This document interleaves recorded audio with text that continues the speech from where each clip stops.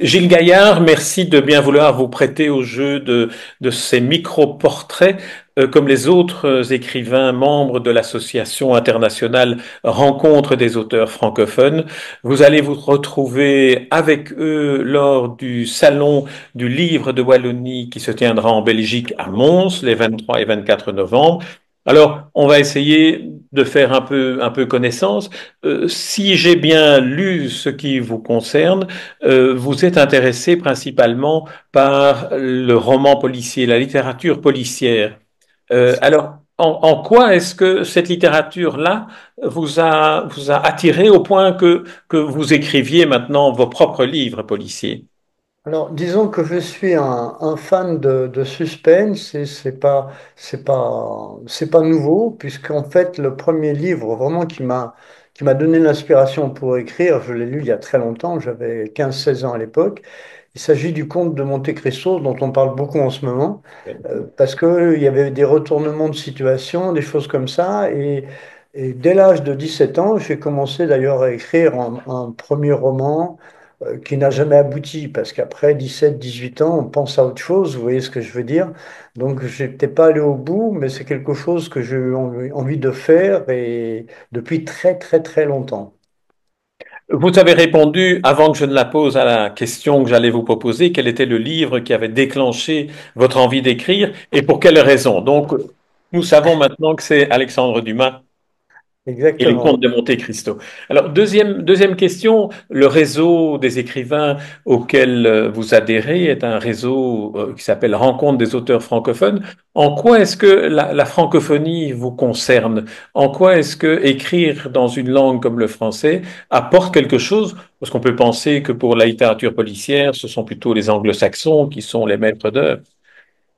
Alors justement, je lutte contre ça. Je sais pas, j'ai peut-être des antécédents canadiens parce que je sais qu'eux sont très très sensibles justement à la langue française. Et on n'arrête pas d'entendre des mots anglo-saxons dans le quotidien.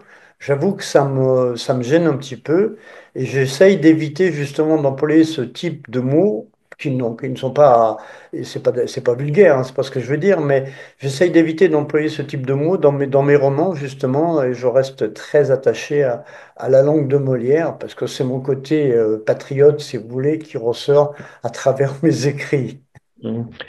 Alors, pour le roman policier exige, me semble-t-il, une organisation en amont de l'écriture où on voit les personnages, on voit l'intrigue dans laquelle ils vont être placés.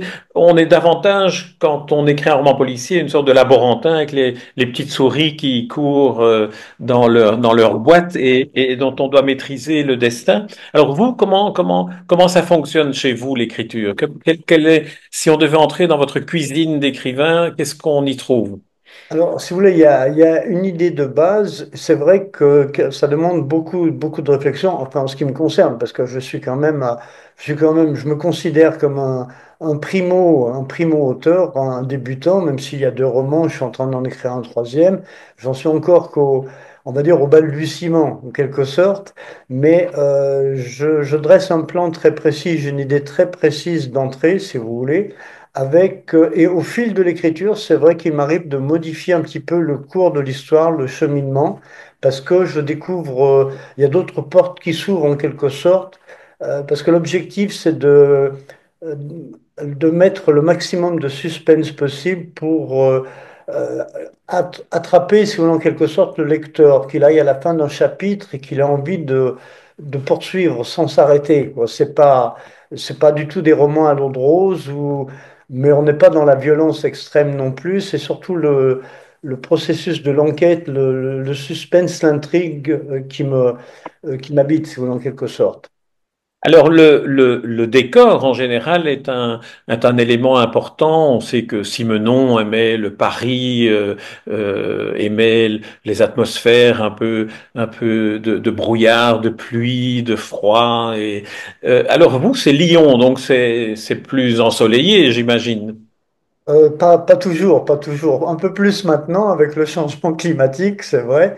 Mais disons que oui, c'est Lyon parce que c'est ma ville natale. Je suis arrière petit-fils de Canut, les ouvriers de la soie de la ville de Lyon.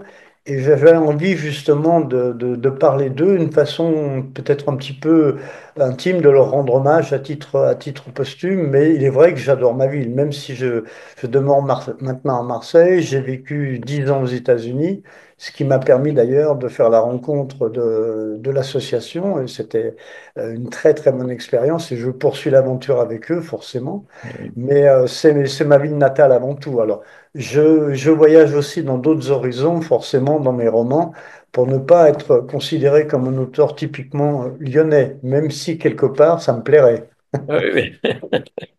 Très bien. Alors on va clôturer avec une question très générale, mais à laquelle je ne vous demande de ne pas répondre en élaborant de grandes théories, mais simplement spontanément, quelle est la réaction que vous avez à la question qui concerne quelle est la fonction de la littérature aujourd'hui. On sait qu'on lit de moins en moins, que le roman a de moins en moins une place telle qu'il pouvait l'avoir avant les réseaux sociaux, avant toute une série d'autres moyens de communication. Alors, pour vous, que peut apporter la littérature aujourd'hui?